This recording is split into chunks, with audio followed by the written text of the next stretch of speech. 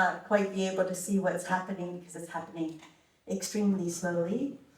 This is a mixture of clay and glazed materials in a water tank, and slowly the heavy particles are settling, and the water is clarifying at the top. It's a process that we use to make terra sigillata, and some of these processes that we undergo in the studio are things that I bring out into my work through exhibitions, so that the viewer might become privy to what the process is that the maker usually experiences exclusively. So I'm hoping through my work that we might think about ourselves through matter. Our bodies are matter. The way we experience the world is through the matter of our body. And to do that, I'm very interested in the far past, when humans practice the kind of mystical sympathy with the world, aligning with the cosmos and those kinds of things, and the extreme present that we seem to be exclude ourselves from very often with the distraction that is the modern age. So maybe I needed to hit the button for the video to go. But I'll just go through more images so you can get a sense of the work, the kind of work that I'm doing. But I arrived in Denmark and met my friend Thora, who's part of the GenJord project. And I wanted to thank everyone here from GenJord for inviting me for this opportunity to meet you and to hear about the work that you're doing, and to be able to share the work that we're doing at my university, Concordia in Montreal, and some of the work that I do as an artist. And so when I was at Thora's house the other night, we pulled out the atlas just to see where Montreal is, and I thought I'd start off here. This is icy Montreal, and it turns out that Montreal is an island. You can't see it's quite an island here in the middle because some of it is frozen around the edges. But Montreal is also known as Jojage in the indigenous language of the Mohawk peoples. It sits on unceded indigenous lands and has traditionally been a gathering place for many First Nations peoples. The Ginyankagaha Nation is recognized as the custodians of the lands on waters on which I live and work in Montreal. I'm an immigrant, a settler, and a visitor on these lands. And this relationship of feeling like a guest on the land is one that I also think of through my practice. This spoken acknowledgement is an act of respect for this territory and the indigenous and other peoples who inhabit it. May it also serve as a reminder to myself to continually work toward abolishing the oppressive legacy of colonialism. I live and work between Montreal and Louisiana. My partner recently relocated to Baton Rouge in Louisiana. And between these two places, I'm working more and more with the history of the place and the local materials of the place. So this is an image of the Mississippi River. So Baton Rouge is also located nearby an important waterway. And both of these places, Montreal and Baton Rouge, negotiate this delicate balance between land and water, and these are these two main interests in my work.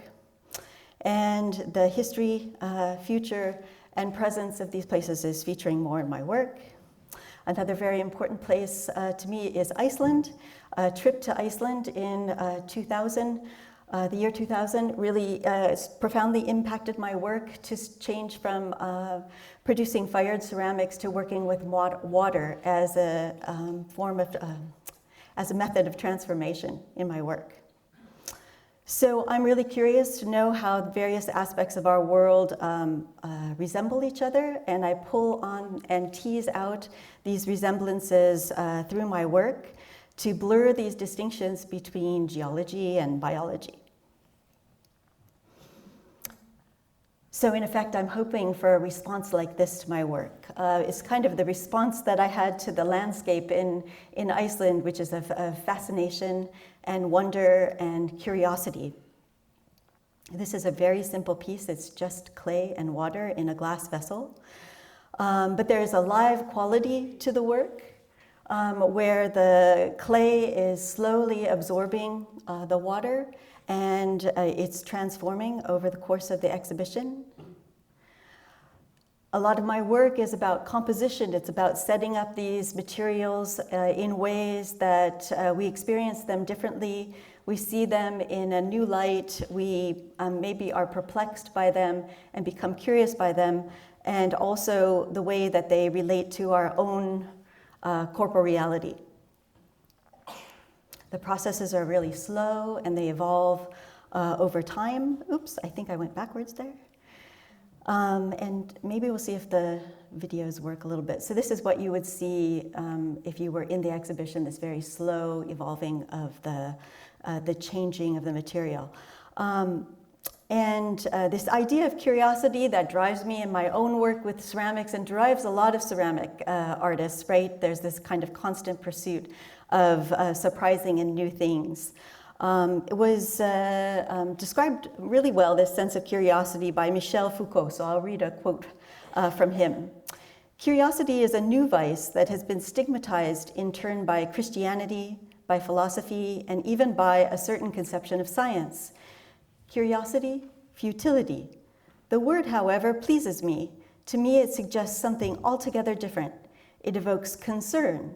It evokes the care one takes for what exists and could exist, a readiness to find strange and singular what surrounds us, a certain relentlessness to break up our familiarities and to regard otherwise the same things, a fervor to grasp what is happening and what passes, a casualness in regard to the traditional hierarchies of the important and the essential.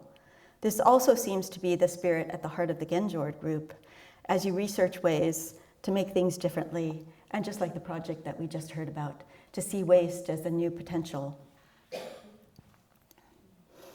So inside this sphere, the bentonite clay, which is usually used in very small amounts in ceramics, right, just to add a little bit of plasticity. So I'm using it in these enormous amounts, or these kind of larger amounts, to allow it to kind of take its own form, take its own shape, and make these formations that recall aspects of the body, organs, internal cells.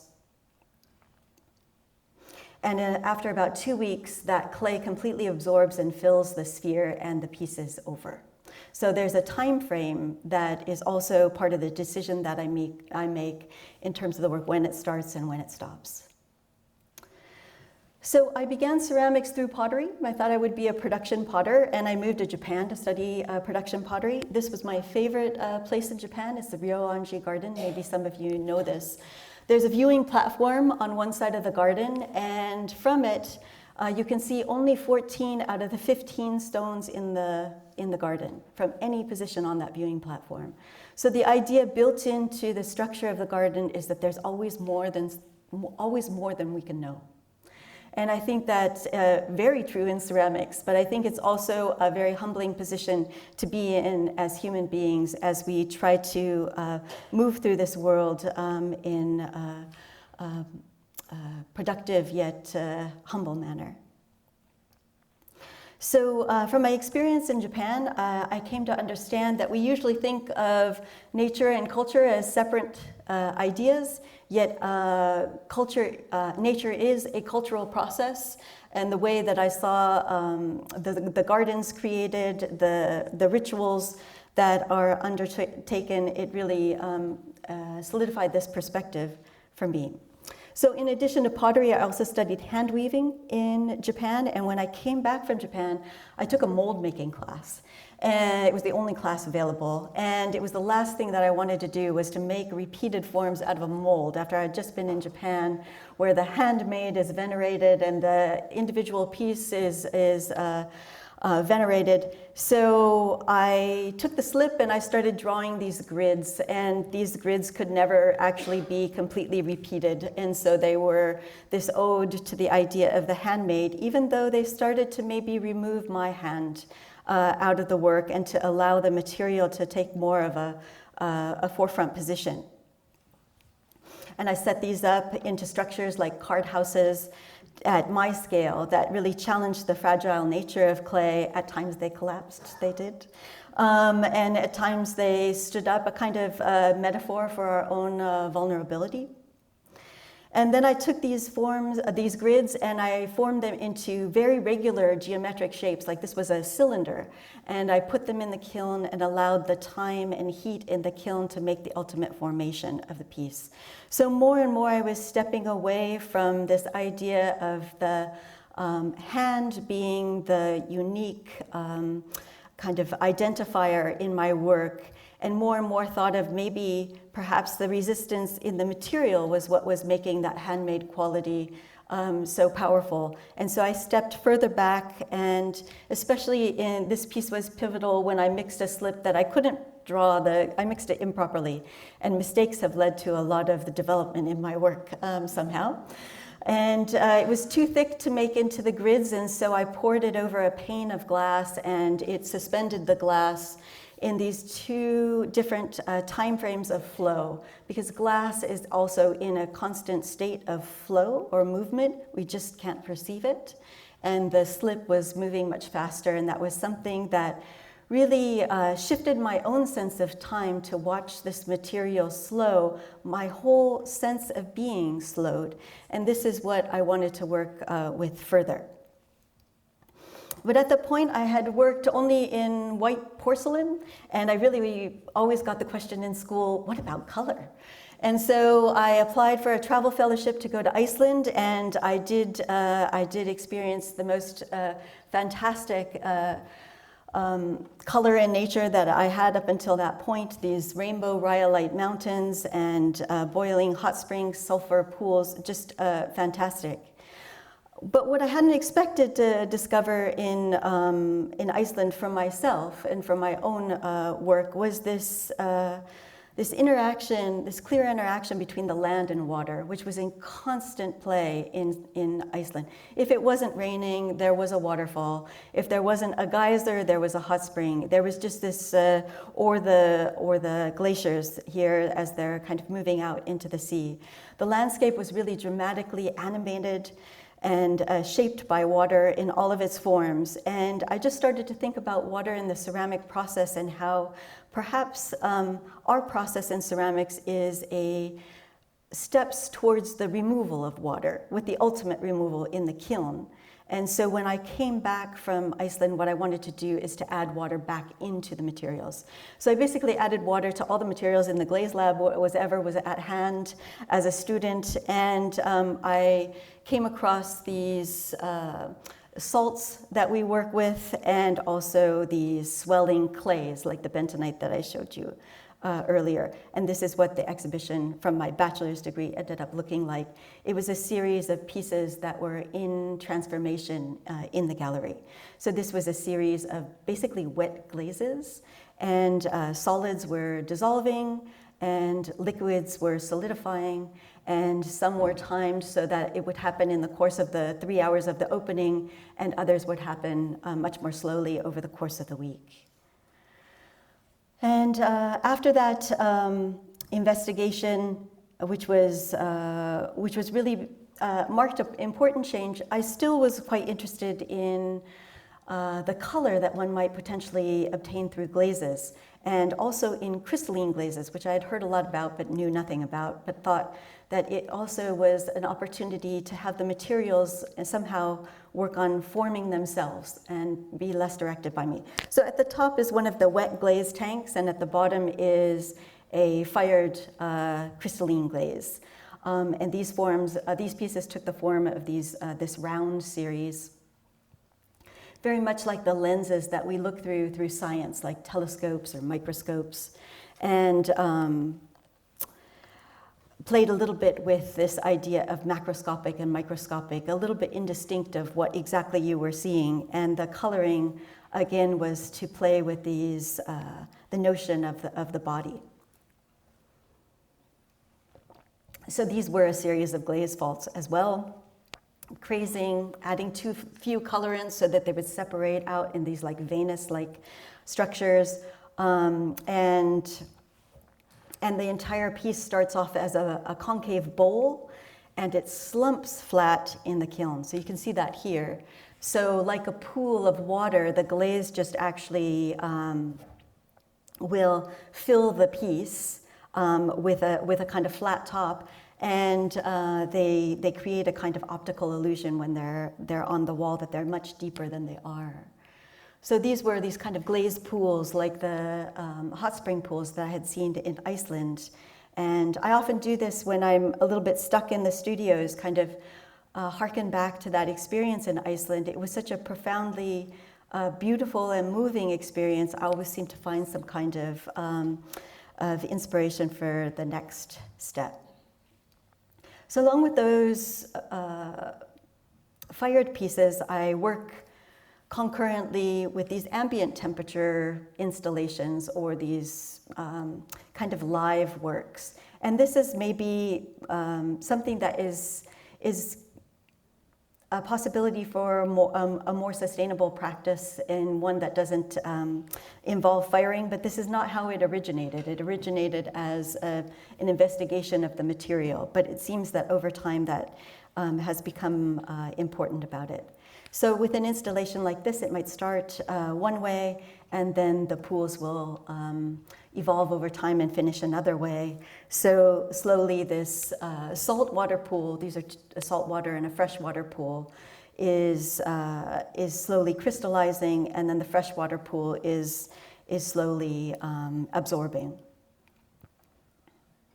And so what I'm trying to do with these installations is to place our sensory experience and our perception in relationship with the materials, to engage with them on perceptual terms, and to give that experience a foothold, to kind of give that priority over the abstract information that we have about material, and what we learn about kind of the physical laws and so forth. So it's not a substitution for science, but it's maybe a kind of augmentation of some of those phenomena that we know about and have learned about, but maybe can experience them and obtain a kind of new appreciation for the power of material, which we often feel like we're in control of these days, and more weather events and so forth, we're learning.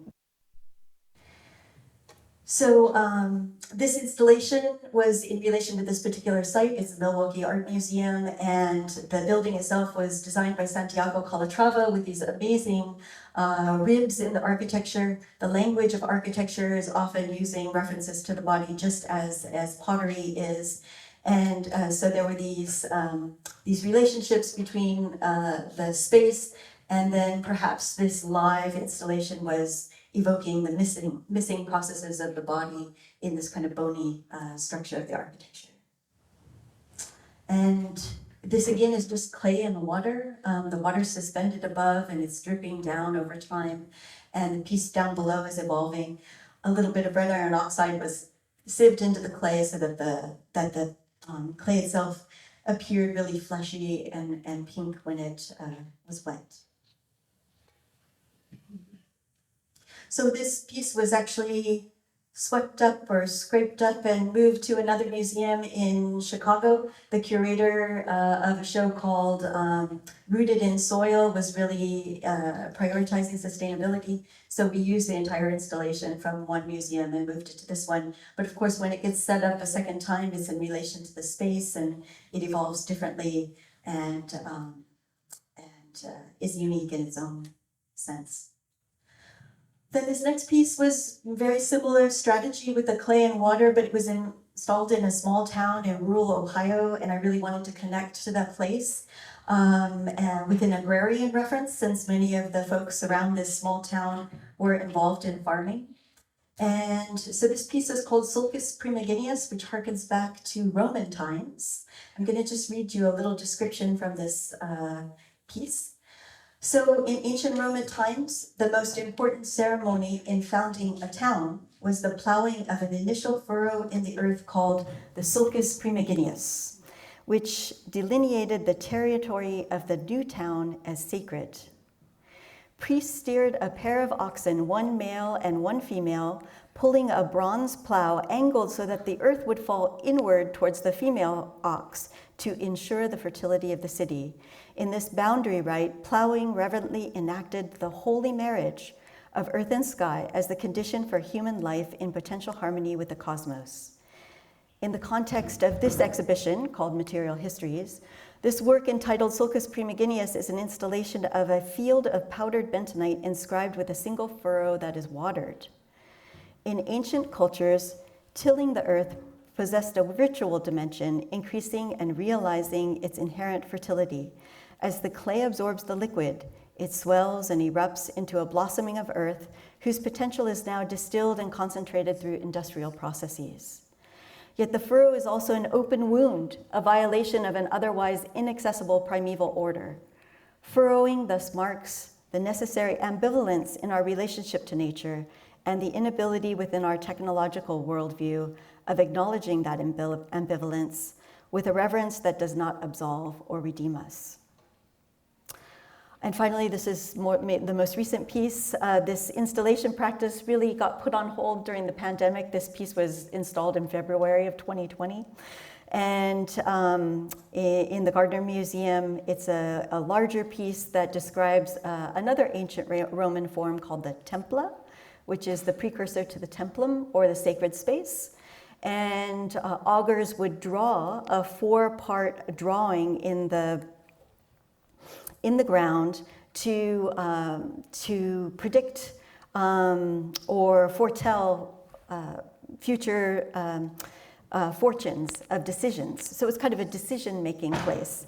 But I think what I find so fascinating about this is the fact that drawing was the intermediary between the spiritual world and the physical world. So in fact, this idea of making was something that was very important, and is also something to kind of, I think, keep in mind as we are facing these issues of sustainability and so forth, and questioning what do we make and what is important to make and what is important enough to make.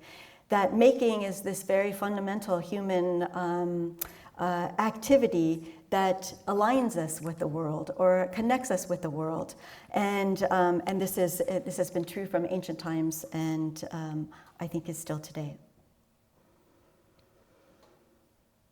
So again, I'm hoping that this work removes us from this kind of automatic explanation from things. It allows us a time to pause, a moment to pause, and to connect with these things that are outside of us, yet closely related to us. As we know, so many creation myths around the world speak of humans coming from clay. Scientific theories link bentonite with the origin of life on Earth and the development of RNA. It's maybe not so far off from how we came to be. Just a few references for you. This is an exhibition made by the designers Charles and Ray Eames, that maybe some of you know. When I was growing up in the 1970s in Los Angeles, this was on display at the Museum of Science and Industry. My father was an aerospace engineer, and this is the kind of museum that I went to. Growing up, this was my favorite exhibition, Mathematica, and the machine of minimal surfaces, which was making bubbles in unusual shapes, which was totally fascinating for me. And then another reference to the earthworks like Robert Smithson.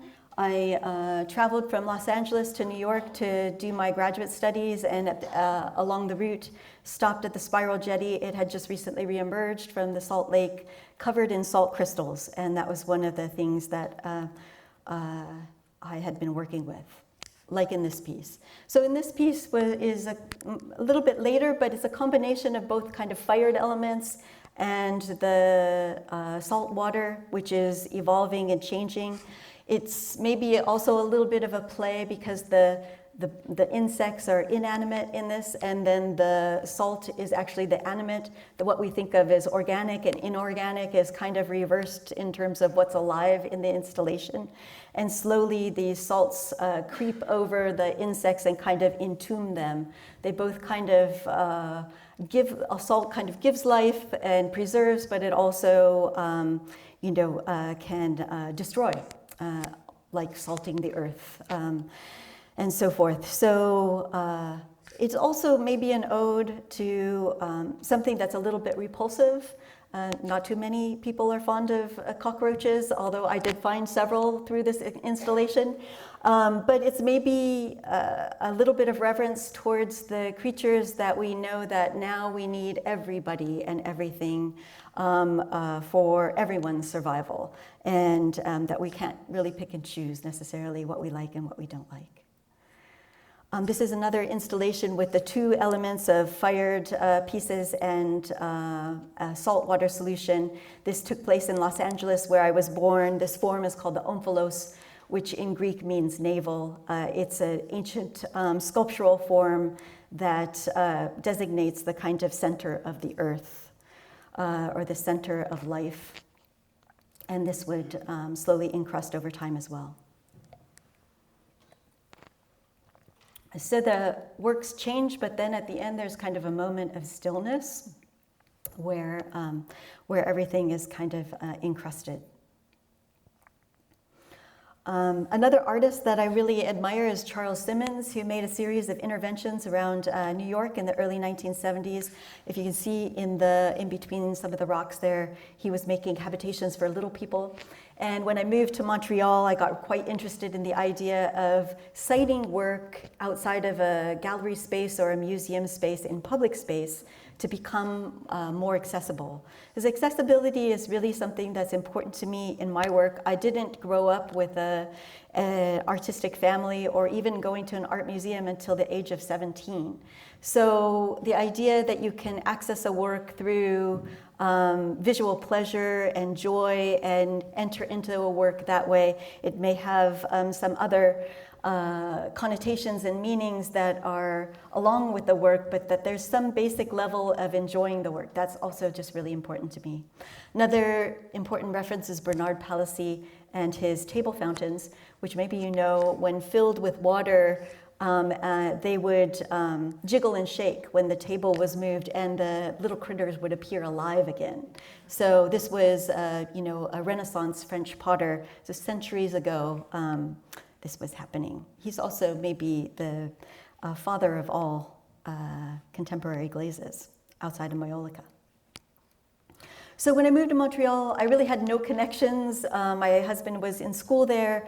I didn't know, I knew one person in Montreal. I had no gallery connections or no way to show work. I wasn't Canadian, so I wasn't part of the system that supported Canadian artists. And so I looked to siting work outside, and there was an urban curator who was working with kind of interventionist work, and we created this project together called Infestation. It's down in a part of Montreal that's been seeing rampant redevelopment, where my studio was at the time.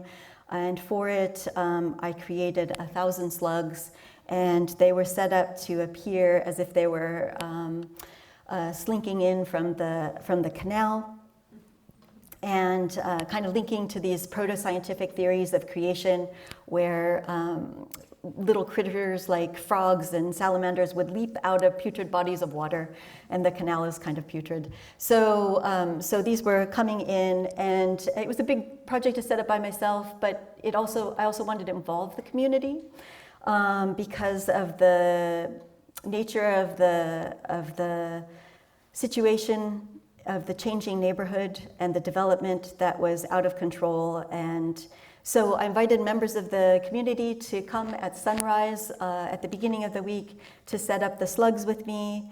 And that was about 6 o'clock in the morning. So everyone needed coffee about 8 o'clock in the morning. And when they all left to get coffee, the birds arrived, and they thought that we had just set out the breakfast banquet for them. And they started, I don't know if you can see in his beak, but they started picking up the slugs and flying up and then dropping them and trying to break them open for their juicy insides. But they didn't find anything, and they're pretty smart. And after about 4 or 5 times, they just gave up. And so I thought it was all over in a matter of minutes, but it lasted a week. And then at sunset on the last day, I invited the public to come back and just then take away the slugs and infest the city, and they've gone actually all over the world. People have written to me to show me their slugs in various places. All of these were developed with the unique glazes, so I had a lot of glazes left over from this project, and then I just kept those glazes. And one little technique I have for keeping glazes, just to let them dry out like a watercolor palette, and to store them just really compactly, all dried out, and when I need them again, I'll just re-wet them. It works really well for crystalline glazes because trying to keep them moist doesn't work at all, they settle out. So I developed this little series using up those little bits of glazes that I had left over from that project. So the way one project feeds into another is important. And then a curator saw this work and then invited me to do a much larger project. So I developed these on a larger scale. And you can see in the kiln then I'm using gravity still like I was in the first pieces, the lumen pieces that were round. Here these pieces are slightly angled so that the glazes themselves will run according to their own viscosity. And so those mixtures and movements end up creating the form of the piece more than it being a direct drawing from myself. So through the installations, I didn't realize that they would be as communal of a project as they would be, because I get to a site and I have a really limited time to set up an installation, so I actually need a lot of extra hands. These often happen at university galleries, and it's a really nice byproduct of the practice. I just ship myself, I get everything locally, and folks somehow want to help. And we usually do some kind of an exchange for their help. And this also led me to want to do more projects involving other people or the viewers as a kind of community participant. So this is a land art piece outside of Montreal. And the requirement for this work is that you use 95% of the materials found on this land. It's an apple orchard, so in the background you can see there's some apple trees. I asked the farmer if there was any clay, and sure enough there's some amazing clay on his property that he used to give to his kids to play with and keep them busy. And so I used 5% of my materials was plaster for molding the apples, and the farmer could tell which apples I made from my molds just by looking at the pieces. He knew his apples so well. And then I dug 3 pits that were started at different time points so that the viewer could experience the entire process. So one was just being started in the opening, one was smoldering, and the other one, the first one was done. So you could literally come and pick the apples out of the pit firing. So it was a way to kind of draw attention to the miracle of the apple growing from a seed into an apple and how that happens right before our eyes. And we know how it happens, we know the formula, but the fact that it does happen is still somewhat of a mystery. And this is the way they came out. I've also been quite interested in local clay. This is an older piece now from graduate school where I dug up clay around the school because the school was founded in that location in Alfred, New York, because the clay was there. Literally, the school was built in order to develop that clay for industry, for the architectural terracotta industry. So I worked with this initially not knowing what to do in graduate school, just digging up some clay and making these pieces in collaboration with a sculpture artist with sound underneath, and then the sound vibrations appeared and settled the slip in the piece into a kind of permanent formation. And so I've been working lately with students, taking them back to that site where the land art project happened, and we dig up clay as part of the process of learning about materials and understanding them and gaining an appreciation for them. When you have to carry a bucket of clay down the road, you really appreciate every morsel of that clay and use it very thoroughly. So we're developing some glazes out of this, since it seems to be a really nice use of the limited quantity of material that we can have. And then I did a project called Hot Alchemy, which was a blending of clay and glaze, just looking for that fault zone between clay and glaze. Since I started teaching ceramic materiality, I understand this relationship that clay and glaze are really made out of the same materials, just in different proportions, and wanted to find more materials that were glazes that could take their own form. This has really taken off in the last few years with these gloop glazes, or clay bodies that would morph in time. So we were just literally mixing clays and glazes and fluxes into clay bodies and trying to find the place where they would do unusual things, where we would get formations that we couldn't necessarily get by as elegantly when we were trying to push it. Tired donkeys. So I've been looking into materials in Quebec, especially since the pandemic, of trying to find what I could locally. Supply chains were broken at that time, but I also just thought it was maybe partly my responsibility to be using things that did not have such a heavy carbon footprint. And so I looked into some of the mineral resources of Quebec, and sure enough, this publication on the right here is from the Department of Colonization, and colonization is very much linked to mineral extraction in Quebec. It's a very loaded issue, and it's got many delicate histories. So this idea of using local materials really does involve these other stories along with it, which is something that I'm trying to figure out how to convey in the work. The Nyankagaha or Mohawk peoples are also known as the people of the flint or quartz. And so in this area around Montreal, we have a lot of quartz. The mountains are made of granite, and one of the kind of geological byproducts of that is quartz. And so this has been one material that I've been able to find in abundance and incorporate into glazes, and trying to seek out permission from both the landowners as well as the custodians of the land where these materials are found. And again, this taps into some histories that are not so pleasant also.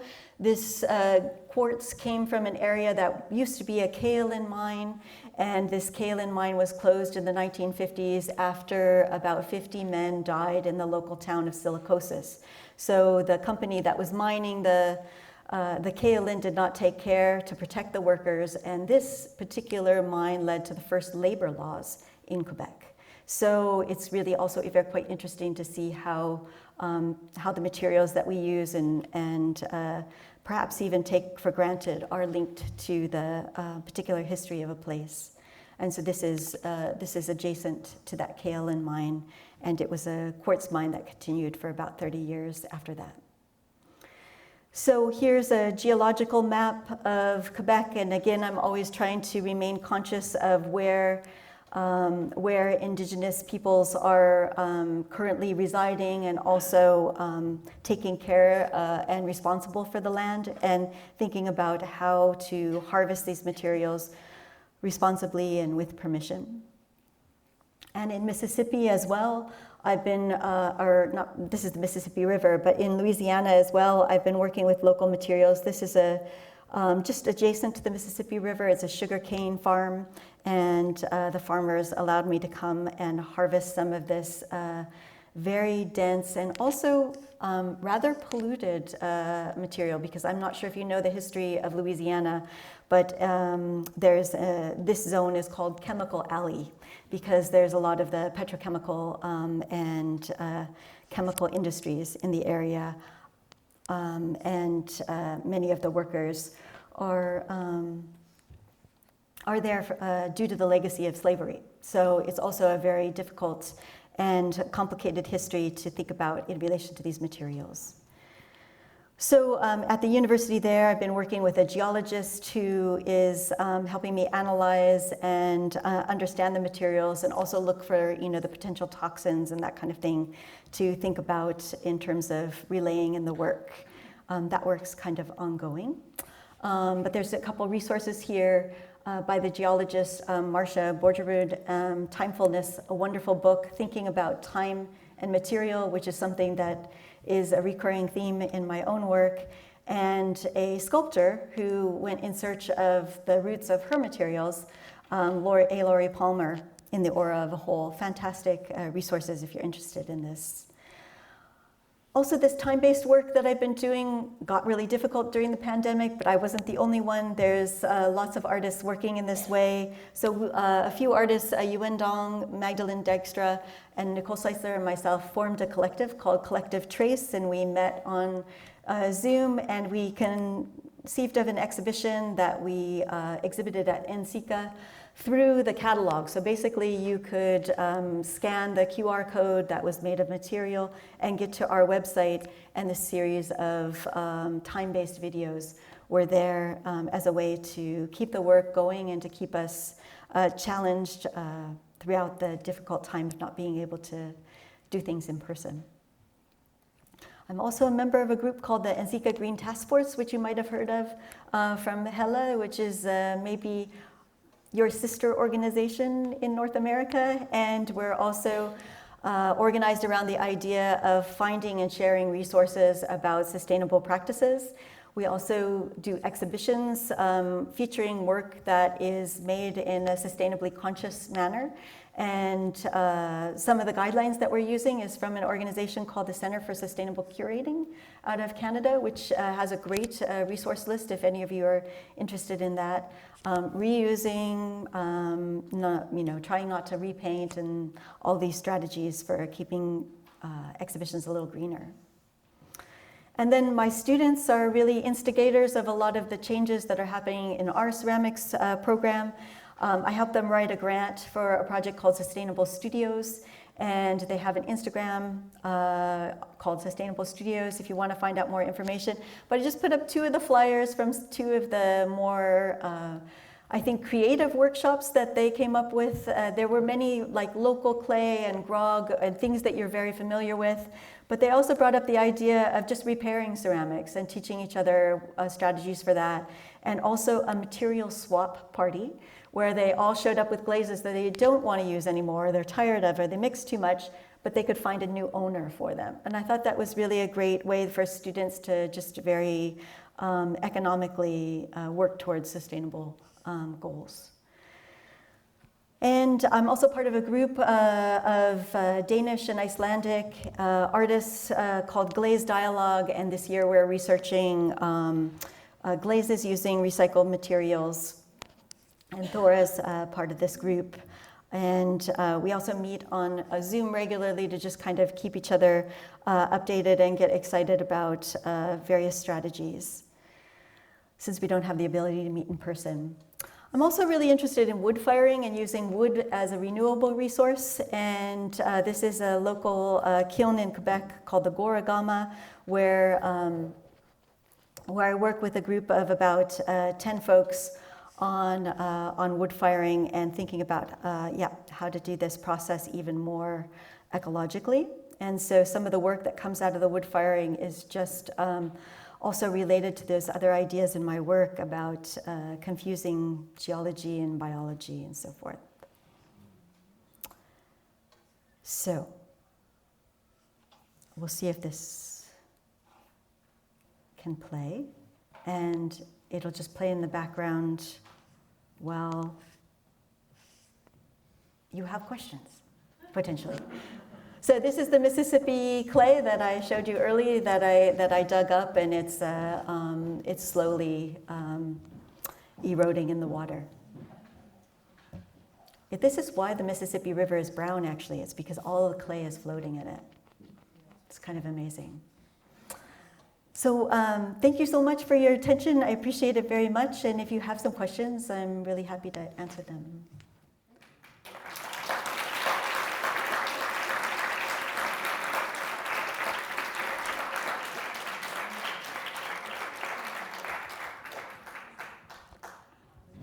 Hi.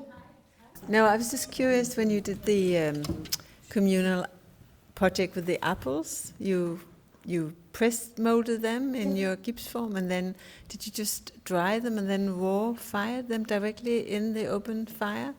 And because they looked like they didn't explode, or no? Luckily, yes. So you must have been. How was that? Just you dried them very well and then a slow firing up? Yeah, it was. It's just a pit firing method where they're embedded in sawdust. and then the fire's made on top of the big pile of sawdust. There were about 100 apples in each So they were pit. buried in the sawdust? Yeah, and then the sawdust very slowly burns down around them and fires them, solidifies them. So you didn't, to get that very dark, did you then cover it with sawdust as well to keep the oxygen in? Nope. No? Okay. Magical Quebec apple wood. I don't know. Very beautiful work. Oh, Thank you. Yeah, I was really touched by the farmer there who said that he thanked me for showing him the process of ceramics.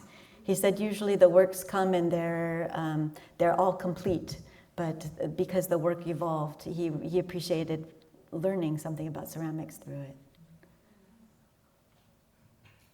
Hi again, and thank you for the hot alchemy documents. I found them last semester and learned quite a lot from them. I didn't connect that it was you who made them. So that's so great. Yeah, that's really, really cool.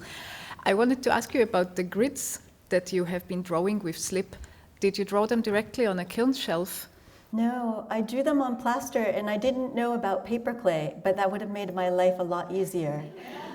So I just formulated the clay with very little water, so it was pretty dense, and I drew them on plaster. And as soon as it set, I peeled them off and put them on the kiln shelf. So there was a really kind of short time frame to work with them. But yeah, somehow it's just reformulating. You could do it much, much simpler with paper clay. Yeah, I can imagine they looked so fragile. Yeah. Thank you.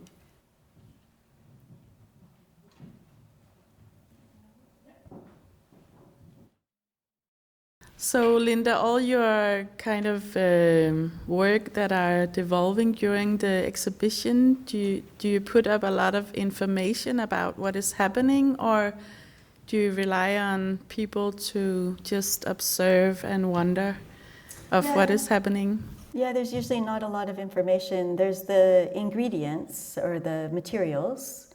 So I think you can glean a lot from that. It's usually something really basic like clay, salt, water, metal, glass. And then there's usually this reference to perhaps like an ancient form or a reference to something from mythology that I'll explain the story of it. And so there's something in that narrative that then relates to the form of the piece, what's happening in the piece. So it's maybe a little bit more a voyage for your imagination than it is a didactic kind of edutainment kind of thing. It's not really educational per se.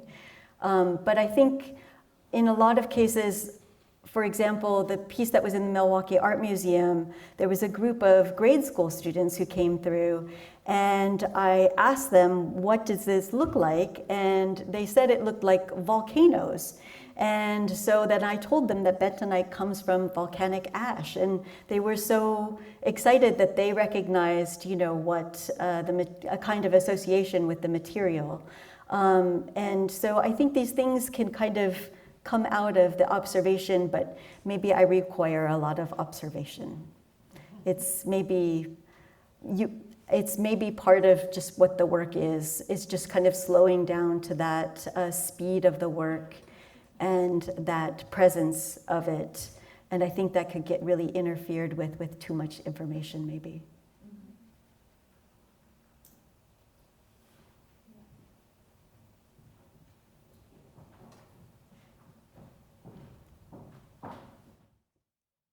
I have another question a little bit about technique.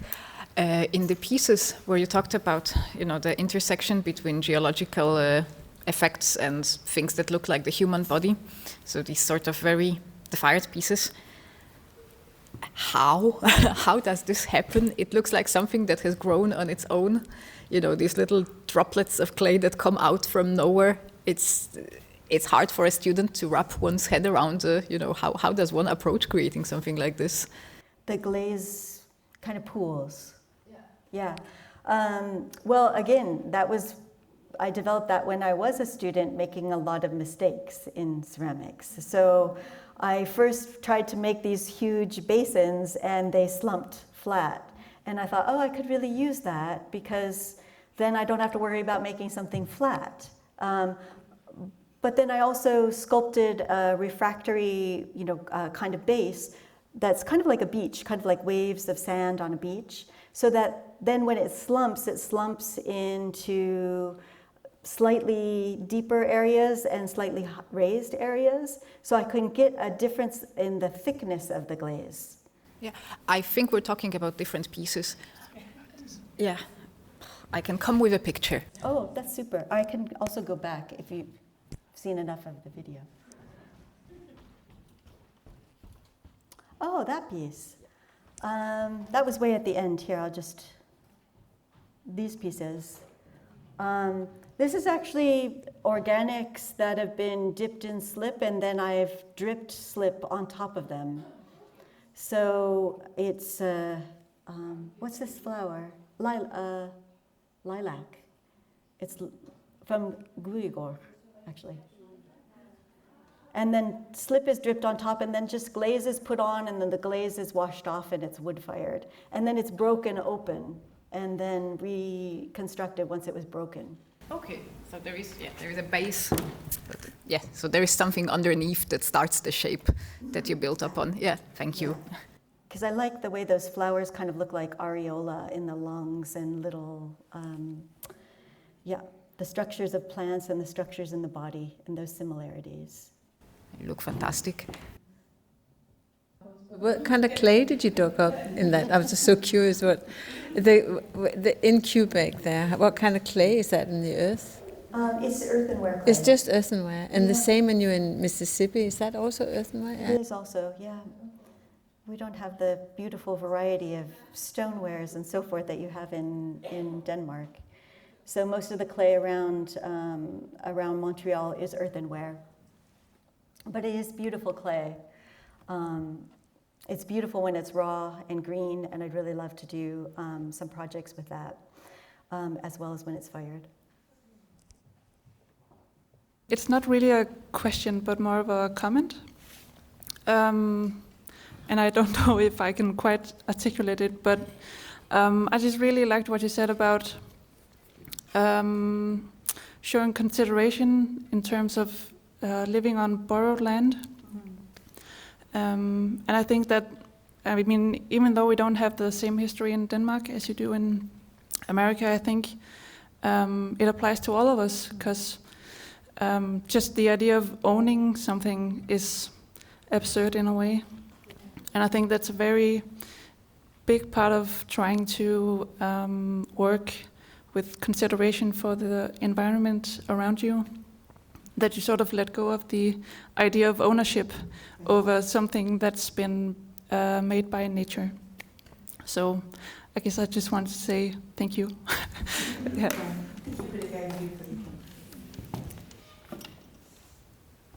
And with these words, I think we'll thank you to you, Linda. It was very exciting.